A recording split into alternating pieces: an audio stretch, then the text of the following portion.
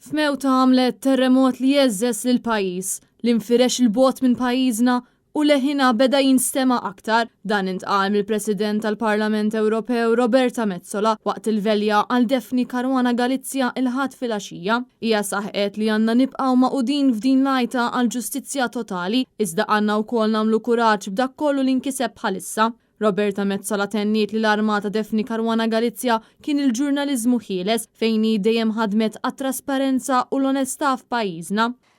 Daphne Caruana Galizia ħadmet għat-trasparenza, għall-onestà, għall-kontabilità fil-ħajja pubblika. Insistiet li kulħadd jaqdi dmiru u jieħu responsabilità għal emilu. Hija ġġieldet kontra l-korruzzjoni għaliex għarfet li l-korruzzjoni kemm ta' xi politiċi jew ta' xi negozjanti fosthom dawk imsieħba mal-politiċi hija susa li tnawwar lis-soċjetà. Hija għarfet li bil-korruzzjoni jistanew il-ftit biex jiftaqru il-ħafna.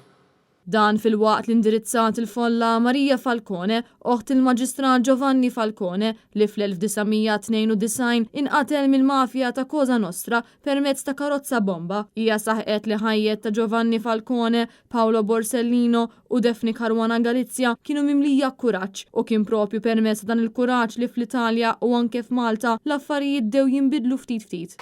Quando è morta Daphne, anche se da lontano, io l'ho pianto come una sorella, perché vedevo in lei un'altra vittima di mano mafiosa, anche se in un paese che non era il mio, ma quello che me la rendeva ancora più cara era il fatto che, come Giovanni, lei era morta per difendere non solo la sua libertà, ma la libertà di tutta la società.